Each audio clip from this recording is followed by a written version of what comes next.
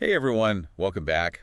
Big game this weekend, huh? Yeah, huge. Arsenal and Liverpool. A real clash of the Titans. Exactly. And Yeah. we're gonna dive deep into this one. Yeah, using your fantastic match analysis that you sent in. Yeah, so much to unpack. I mean, even just on the surface. So much. So many storylines, so many talking points. Yeah. It was a really interesting game with so many different, layers to it. Absolutely. So let's start with the obvious one. Yeah. The missing Arsenal players. Oh, yeah? I mean, Saliba, Odegaard, potentially even Saka at one point. It's incredible that they even managed to get a draw, right? It really is. Talk about, I mean, that's like taking the heart out of your team. It really is, and it forced Arteta into a real tactical corner, I think. Yeah, and let's break that down a little bit, right? Because sure. we had Saliba missing in defense. Yeah, Saliba has been a revelation this season, I think, for Arsenal. Yeah, such a solid defender. So solid, so composed. Yeah. And without him, that back line just looks so much more vulnerable. Especially against that Liverpool press. Especially against that Liverpool press. I mean, other teams press high, but Liverpool just seemed to disrupt Arsenal completely. So what was it about their press that was so effective? Well, it's the coordination and the intelligence of their press. Yeah. They target specific passing lanes. They force those rush decisions. Right.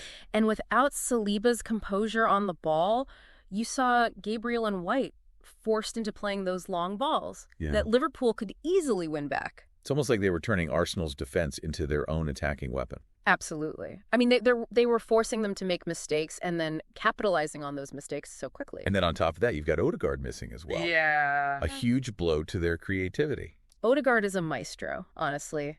He's a maestro the way he dictates the tempo, finds those pockets of space. Yeah. Unlocks defenses with those laser-guided passes. And he is irreplaceable, isn't he? He really is. So how were they even trying to build their attacks? I mean, it felt like Rice had a much bigger creative burden in this match. He really did. Rice usually sits deeper, breaking up the play. Right. Recycling possession. Yeah. But without Odegaard, he was forced to play higher up the pitch, trying to link midfield and attack. Yeah. It's not his natural game. It's not what he's known for at all. But he did an admirable job. Yeah. Considering the circumstances. Yeah. Okay, so Arsenal was dealing with all these issues, but Liverpool wasn't exactly coasting, No. Came out with their big guns. Oh, yeah, they came to play. Van Dijk, Salah, Nunez. Oh, yeah. That's a terrifying front three. You could see the confidence in the way they approached the game right from kickoff. Yeah, and you could see Slot had them playing with real intensity, especially in those opening stages. Oh, absolutely. They were pressing so high, and the transitions were so fast. And then that Alexander-Arnold assist for Van Dijk's goal. Oh, it was classic Liverpool type stuff. That delivery from Alexander-Arnold is something else, isn't it? Oh, he's got something special going on. He really does. Those crosses, they're not just hopeful balls into the box. No, he bends them with pace and precision. Yeah. It's almost like he knows exactly where he wants the ball to go. And you could see that every time he got the ball on that right flank, Arsenal would panic. that Arsenal defense would just Oh, yeah, for sure. panic a little bit. They knew he could deliver those dangerous crosses, and they just couldn't stop it. All right, let's move into the midfield battle, which to me felt like the real key to this match. Oh, yeah. The midfield was electric, wasn't You it? had Partey and Rice for Arsenal. Yeah, trying to contain Mac Allister and Jones and Revan Birch. Griffin Birch. Yeah, it's a real clash of styles. Always a fascinating tactical battle, for sure. So let's break down those styles a little bit. Yeah, so Liverpool's midfield was all about energy and disruption. They were swarming around Arsenal players, pressing high, winning the ball back quickly, and then launching those counterattacks. And how is Arsenal even trying to cope with that intensity? I mean, it felt like Partey and Rice were constantly on the back foot. They really were. Partey, who's normally so composed, Yeah. was rushed into mistakes. Yeah. And without Odegaard to help him control the tempo, he really struggled to dictate the game. And what about Rice? How did he handle that pressure? Because he's known more for his defensive work rate. Yeah, he had to be everywhere, breaking up attacks, covering for teammates, and trying to initiate Arsenal's moves forward.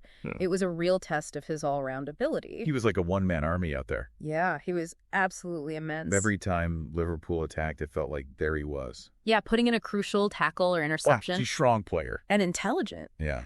What impressed me most was that he never stopped trying to play even under pressure. Yeah, he was always looking for that forward pass, trying to break the lines. Even when he was surrounded by Liverpool players. So you've got Arsenal battling injuries. Liverpool playing with real intensity and tactical awareness. Yeah. This incredibly intense midfield duel taking place. It was captivating. That sounds like a recipe for a really exciting match. You could feel the tension in the stadium. Yeah, the ebb and flow of the game. Yeah, it was a real chess match out there. And then, of course, you've got both managers making changes in the second half, trying to tilt the game in their favor. The substitutions always add another layer, don't they? They really do. So let's talk about those and the impact they had on the final outcome in the next part of our deep dive. Sounds good to me. All right, so we left off with those second half substitutions. Yeah, it felt like both managers were really trying to outsmart each other. A little bit of a chess match there. Absolutely. On one hand, you had Arteta trying to inject some energy into his attack with those fresh legs from the bench. Yeah. He knew his starting 11 was exhausted from trying to contain that Liverpool press. Yeah, they were running all over the place. Yeah, and on the other side, you had Slot more focused on consolidating that control, right? Yeah. He brings on some experienced defender. Yeah, trying to make sure they didn't concede a late goal. Game management, yeah. Yeah. A draw at the Emirates isn't a terrible result for Liverpool, especially with how well Arsenal have been playing at home. But did those substitutions really change the game? I mean, the score remained at 1-1. Well, they had a subtle impact, I think. Yeah. You know, you could see Arsenal's youngsters trying to make things happen. Yeah, they had some bright moments. Taking risks, running at that Liverpool defense. Yeah. But they just lacked that final bit of quality, you know, in that final third. Yeah, it felt like they were almost a bit too eager to impress. Yeah, maybe forcing things a little instead of being patient. Yeah. Which is understandable. You know, you're a young player, you come on, you want to make an impact. Yeah, you want to show everyone what you can do. Yeah, exactly. And what about Liverpool's changes? Did they make that defense more solid? Definitely. I mean, the players Slot brought on were very disciplined. Yeah, they slotted right into the system. Yeah, maintained their shape, didn't give Arsenal any easy chances. So both managers making strategic moves, but ultimately the game ends in a 1-1 draw. A stalemate. Yeah. It feels like despite all their injuries, Arsenal showed incredible resilience to hold on for that point. They really did. Yeah. I think this draw says a lot about their character, you know, and their fighting spirit. Yeah. I mean, to be missing so many key players and still manage to go toe-to-toe with one of the best teams in Europe. It's impressive. Very impressive. And they had that underdog mentality, right? Yeah. They weren't expected to get anything from this game. They had nothing to lose. But they battled for every ball they found. They made life difficult for Liverpool. And you could see it in their celebrations at the final whistle. Yeah, it felt like a victory for them. Yeah, they were happy with that point. Absolutely. And you can't take anything away from Liverpool either. No, they were tactically very good controlled possession for large periods. Yeah. Unlucky not to score more goals. Yeah, they really did everything but score that winning goal. Yeah. Sometimes it's just not your day. You create the chances, you move the ball. Well, you defend resolutely, but it's just one of those days where it's not meant to be. Yeah. It happens. All right, so we've dissected the lineups, the tactics, the key moments, the substitutions. Now let's get to the big question everyone is asking. Yeah. What does this draw actually mean for the title race? Okay, so on the surface, a draw doesn't significantly benefit either team, right? They both gain a point, but they also both miss the chance to, you know, leapfrog the other. Right. But you have to look at the context. Yeah. Arsenal were missing key players and still held Liverpool, who have been in incredible form. They've been steamrolling teams. Yeah. Does this suggest that Arsenal might actually have the psychological edge despite the draw? That's a great point. I mean, this result definitely highlights Arsenal's resilience. Yeah. Their ability to grind out results even when they're not at their best. Yeah, and it sends a message to the rest of the league, right? Yeah, that they're not going to back down even when faced with adversity. Like they passed the test. It's exactly a test of character. And for Liverpool, while a draw on the road isn't a disaster, it does raise some questions. Yeah. They dominated the game, but they couldn't break down a weakened Arsenal side.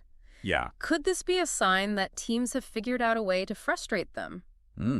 That's a good question. And could that impact their confidence going forward? Potentially, yeah. It's something to keep an eye on. Yeah. You know, if they start dropping points against other teams who defend deep and hit them on the counter, then this draw against Arsenal could be seen as a turning point in the season. So while the draw itself might not have a huge impact on the table right now, Yeah. it could have huge psychological repercussions for both teams as we move forward. Exactly. This match has added another layer of intrigue to the title race. We'll have to wait and see how both teams respond to this result in their upcoming matches. Going to be fascinating to see how it all plays out. But for now, let's bring it back to you, the listener. Absolutely. We've analyzed this match from every angle. Yeah. But we want to hear your thoughts. Yeah, we're curious. Do you think this draw gives either team a psychological advantage? Did you spot any tactical nuances that we might have missed? We want to hear from you. Share your insights. Let's continue this conversation. We'll be back after a short break to wrap up our deep dive with a final thought-provoking question. That'll leave you pondering the implications of this match for the rest of the season. Stay tuned. All right, we're back and ready to wrap up this deep dive. That Arsenal-Liverpool match really had us thinking, huh? It did. It had a little bit of everything. You really did a real roller coaster. Goals, drama, tactical battles. And those injuries for Arsenal, man. Oh, yeah. Talk about a test of their squad depth. It was really impressive how they held on. They did. They absolutely did. A real testament to their fighting spirit. Absolutely.